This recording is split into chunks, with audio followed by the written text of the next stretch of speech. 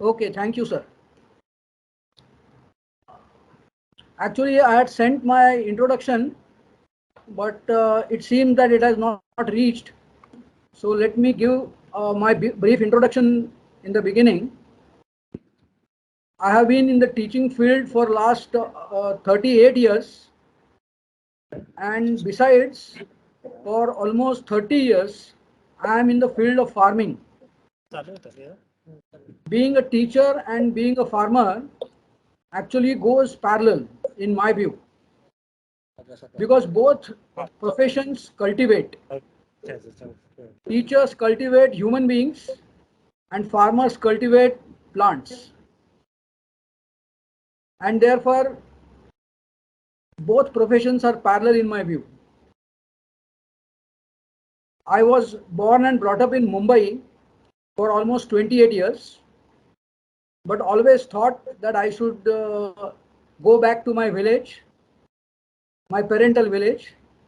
I came here, joined a college, and also purchased a land and started farming, and did lot of farming in these many years. Why I am particularly telling this? Because I want to relate this information to my topic. I wish to talk on science, communication, and agriculture. See that nature basically works very parallel to agriculture. Actually, agriculture is 100% manifestation of nature, and nature is science, and science is nature. Why I say that nature is science? Because whatever we say in science, all the scientific laws, they are taken from nature. All those are called universal laws or natural laws. And why I say that science is nature is in a reciprocating way. That is, whatever is in science is studied just from nature. Whatever is done in nature, what is the outcome of the nature is studied in science.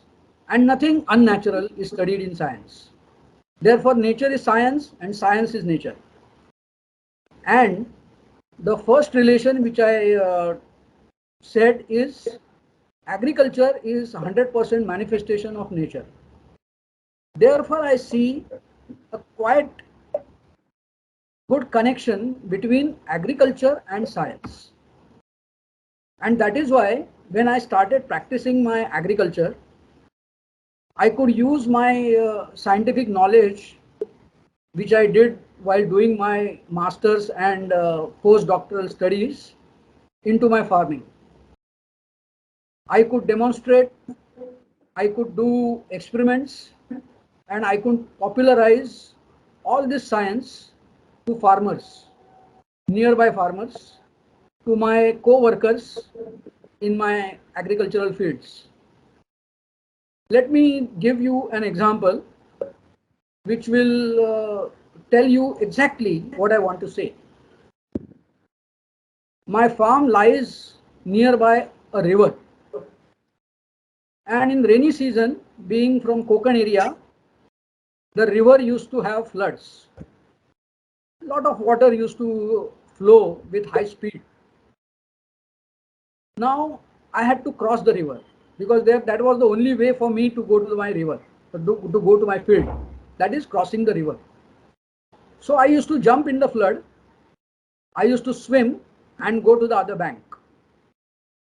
I used to show to my co-workers that the flood speed or the flood force doesn't do anything in my travel which is perpendicular to that flood while going from one bank to the another bank.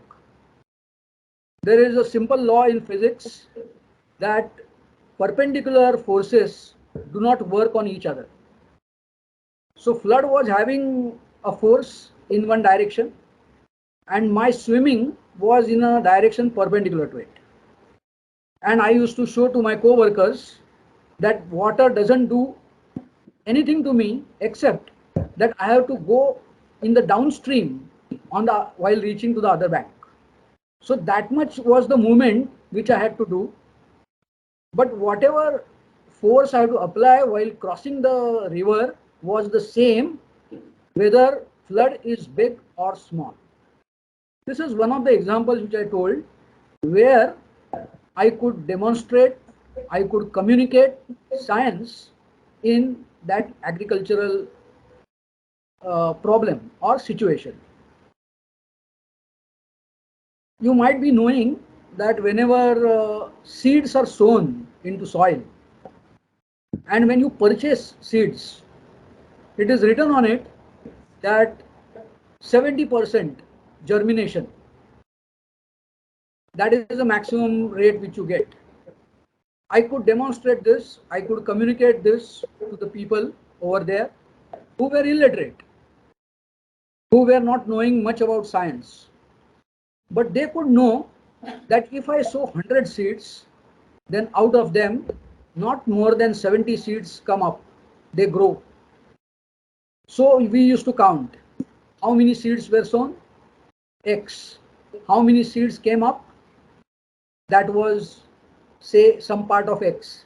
And that part of X could not grow over 70%, or approximately plus or minus 70%. This was another example which I could give to the community over there.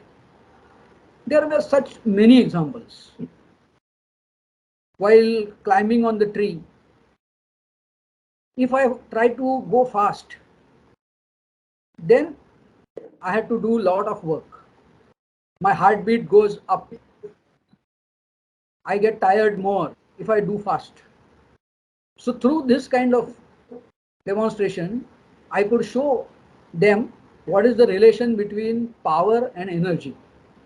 As physics students know, that power is the rate of consumption of energy.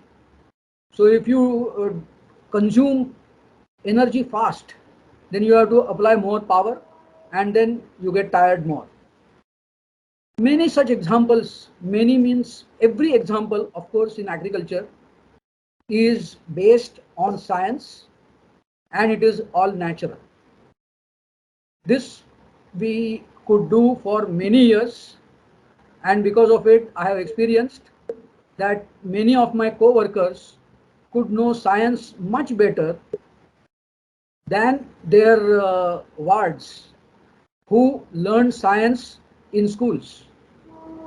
So the bookish language of science, the demonstrations, the lectures, practicals could teach them science. That is quite right. But agriculture and experimenting in agriculture and showing them this is what is happening as your experience in field, and this is science. This way I could prove science in these field workers.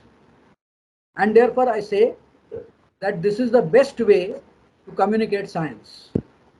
Of course, I don't deny that lectures, practical demonstrations, conferences, seminars are of course the way, proven way, but India being an agricultural country, as it is actually said on paper, but 80% of the people in India are still doing agriculture, and much of them are illiterate. So if you want to communicate science, then one has to go to the field, make a list of many things which are done in the field, and should show them, to tell them, prove them that whatever you are doing is all science. This is a fantastic way that I have experienced, and I have been doing this for last many years. So my conclusion out of all these years of working is agriculture is the finest way of communicating science, popularizing science, you can build a belief in these illiterate people that whatever science is doing is the best way of understanding and getting more produce. So if you go by scientific ways, then you can get more produce. This belief I could put it to their minds. This is what I wanted to say. The time given is less, so it is better to have some communication from your side and from my side. I appeal through this talk to the science community, to students in particular in Velneshwar College, Engineering College, college of my area, that you should also go to the farms, take the experience, and not only teach, but prior to that, learn what is science which is working in agriculture. And once you know it, once you get that experience, once you learn, then you can tell it to your co-workers, to other students. You can go to the villages which you are staying in, and then tell those people and Indian agriculturalists that what we are doing is all science, because nature is science and science is nature, and agriculture is the 100% manifestation of the nature, as I have said. This is what I wanted to say as my time thought. Now I request you to have some questions. If they don't come, then I will move to my subtopic which I wanted to talk for the rest of the time. So some time for questions. I invite them.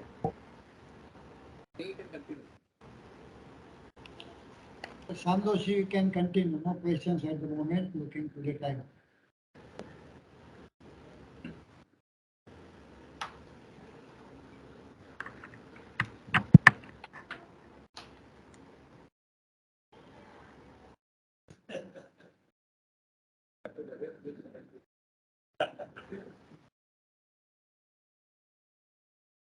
Any question? No question. Please continue your subtopic. Okay, so thank you.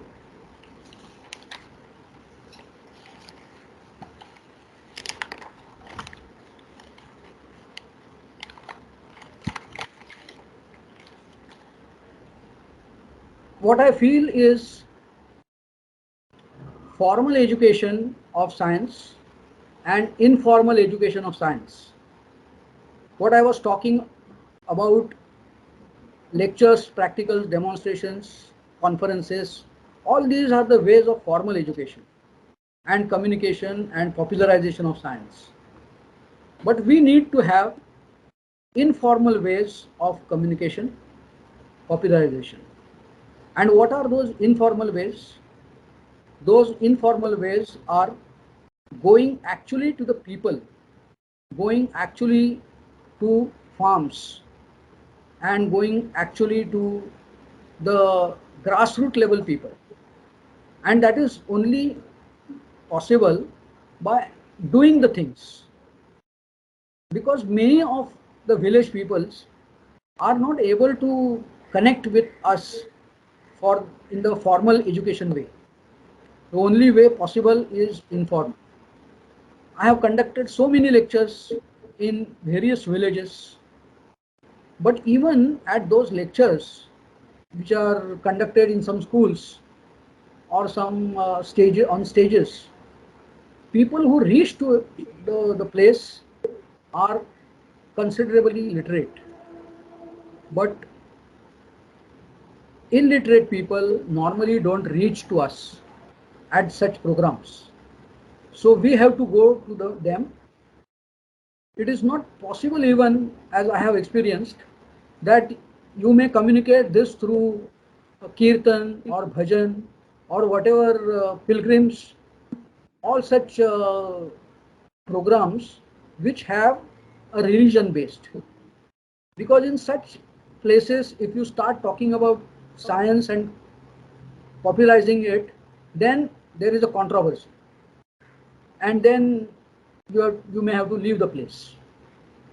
But fields are the place where there is no such controversy, and people invite you, people like it, and they realize what they are doing.